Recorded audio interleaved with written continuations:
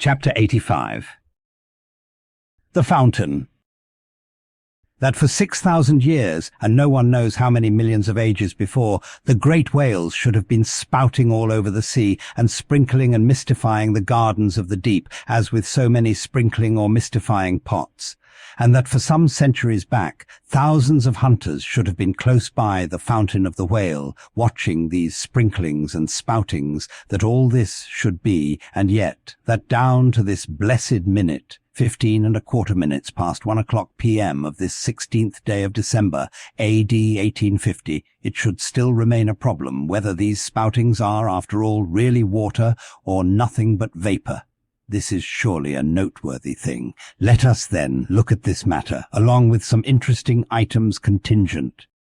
Everyone knows that by the peculiar cunning of their gills, the finny tribes in general breathe the air which at all times is combined with the element in which they swim. Hence, a herring or a cod might live a century and never once raise its head above the surface. But owing to his marked internal structure, which gives him regular lungs like a human being's, the whale can only live by inhaling the disengaged air in the open atmosphere. Wherefore the necessity for his periodical visits to the upper world. But he cannot in any degree breathe through his mouth, for, in his ordinary attitude, the sperm whale's mouth is buried at least 8 feet beneath the surface. And what is still more, his windpipe has no connection with his mouth.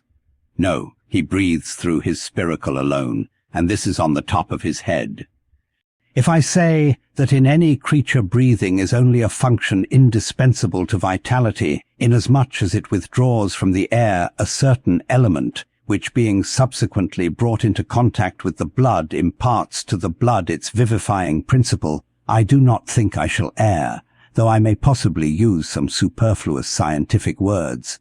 Assume it, and it follows that if all the blood in a man could be aerated with one breath, he might then seal up his nostrils and not fetch another for a considerable time. That is to say, he would then live without breathing. Anomalous as it may seem, this is precisely the case with the whale, who systematically lives by intervals his full hour and more, when at the bottom, without drawing a single breath, or so much as in any way inhaling a particle of air, for remember, he has no gills. How is this? Between his ribs and on each side of his spine, he is supplied with a remarkable involved Cretan labyrinth of vermicelli-like vessels, which vessels, when he quits the surface, are completely distended with oxygenated blood.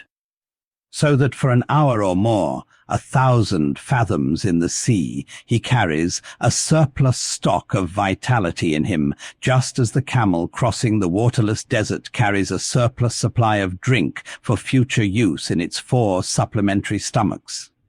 The anatomical fact of this labyrinth is indisputable, and that the supposition founded upon it is reasonable and true seems the more cogent to me when I consider the otherwise inexplicable obstinacy of that Leviathan in having his spoutings out, as the fishermen phrase it. This is what I mean. If unmolested, upon rising to the surface, the sperm whale will continue there for a period of time exactly uniform with all his other unmolested risings.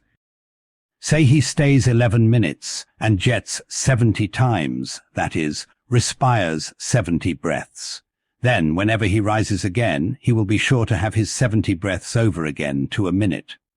Now, if after he fetches a few breaths you alarm him, so that he sounds, he will be always dodging up again to make good his regular allowance of air. And not till those 70 breaths are told will he finally go down to stay out his full term below. Remark, however, that in different individuals these rates are different, but in anyone they are alike. Now, why should the whale thus insist upon having his spoutings out, unless it be to replenish his reservoir of air descending for good? How obvious is it, too, that this necessity for the whale's rising exposes him to all the fatal hazards of the chase? For not by hook or by net could this vast Leviathan be caught when sailing 1,000 fathoms beneath the sunlight. Not so much thy skill then, O hunter, as the great necessities that strike the victory to thee. In man, breathing is incessantly going on, one breath only serving for 2 or 3 pulsations, so that whatever other business he has to attend to, waking or sleeping, breathe he must, or die he will. But the sperm whale only breathes about 1/7 or Sunday of his time. It has been said that the whale only breathes through his spout hole. If it could truthfully be added that his spouts are mixed with water, then I opine we should be furnished with the reason why his sense of smell seems obliterated in him, for the only thing about him that at all answers to his nose is that identical spout hole, and being so clogged with 2 elements, it could not be expected to have the power of smelling. But owing to the mystery of the spout, whether it be water or whether it be vapour, no absolute certainty can as yet be arrived at on this head. Sure it is, nevertheless, that the sperm whale has no proper olfactories. But what does he want of them? No roses, no violets, no cologne water in the sea. Furthermore, as his windpipe solely opens into the tube of his spouting canal, and as that long canal, like the Grand Erie Canal, is furnished with a sort of locks that open and shut for the downward retention of air or the upward exclusion of water. Therefore the whale has no voice, unless you insult him by saying that when he so strangely rumbles, he talks through his nose. But then again, what has the whale to say? Seldom have I known any profound being that had anything to say to this world, unless forced to stammer out something by way of getting a living. Oh, happy that the world is such an excellent listener. Now, the spouting canal of the sperm whale, chiefly intended as it is for the conveyance of air, and for several feet laid along horizontally just beneath the upper surface of his head, and a little to one side. This curious canal is very much like a gas pipe laid down in a city on one side of a street. But the question returns whether this gas pipe is also a water pipe.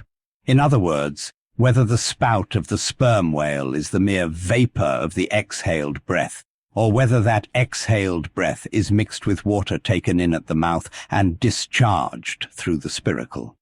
It is certain that the mouth indirectly communicates with the spouting canal, but it cannot be proved that this is for the purpose of discharging water through the spiracle, because the greatest necessity for so doing would seem to be when in feeding he accidentally takes in water. But the sperm whale's food is far beneath the surface, and there he cannot spout even if he would. Besides, if you regard him very closely and time him with your watch, you will find that when unmolested there is an undeviating rhyme between the periods of his jets and the ordinary periods of respiration. But why pester one with all this reasoning on the subject? Speak out. You have seen him spout, then declare what the spout is. Can you not tell water from air? My dear sir, in this world it is not so easy to settle these plain things. I have ever found your plain things the knottiest of all.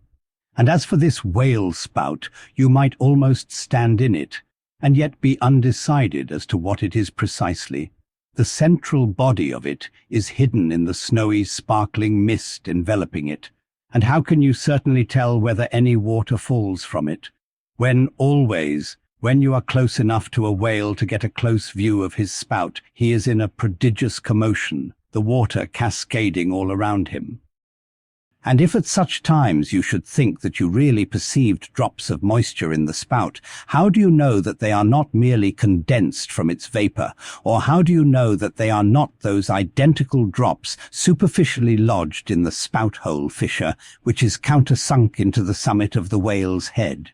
For even when tranquilly swimming through the midday sea in a calm, with his elevated hump sun-dried as a dromedary's in the desert, even then the whale always carries a small basin of water on his head, as under a blazing sun you will sometimes see a cavity in a rock filled up with rain.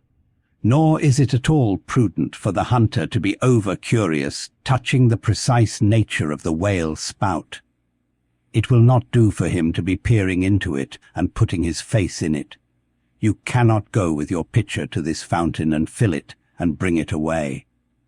For even when coming into slight contact with the outer vapory shreds of the jet, which will often happen, your skin will feverishly smart from the acridness of the thing so touching it. And I know one who, coming into still closer contact with the spout, whether with some scientific object in view or otherwise I cannot say, the skin peeled off from his cheek and arm, wherefore among whalemen the spout is deemed poisonous. They try to evade it. Another thing, I have heard it said, and I do not much doubt it, that if the jet is fairly spouted into your eyes, it will blind you. The wisest thing the investigator can do then, it seems to me, is to let this deadly spout alone. Still, we can hypothesize even if we cannot prove and establish. My hypothesis is this, that the spout is nothing but mist. And besides other reasons, to this conclusion I am impelled by considerations touching the great inherent dignity and sublimity of the sperm whale. I account him no common shallow being, inasmuch as it is an undisputed fact that he is never found on soundings or near shores. All other whales sometimes are. He is both ponderous and profound, and I am convinced that from the heads of all ponderous, profound beings, such as Plato, Pyrrho, the devil, Jupiter, Dante, and so on, there always goes up a certain semi-visible steam while in the act of thinking deep thoughts. While composing a little treatise on eternity, I had the curiosity to place a mirror before me, and ere long saw reflected there a curious involved worming and undulation in the atmosphere over my head. The invariable moisture of my hair while plunged in deep thought after 6 cups of hot tea in my thin shingled attic of an August noon.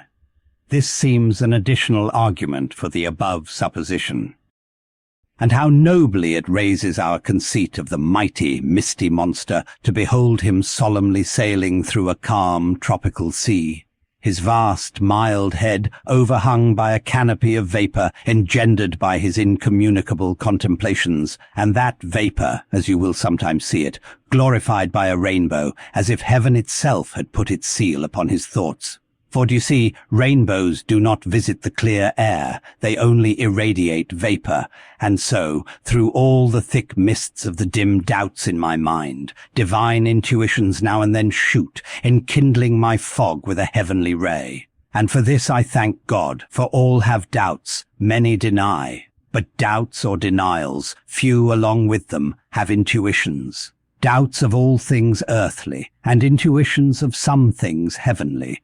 This combination makes neither believer nor infidel, but makes a man who regards them both with equal eye.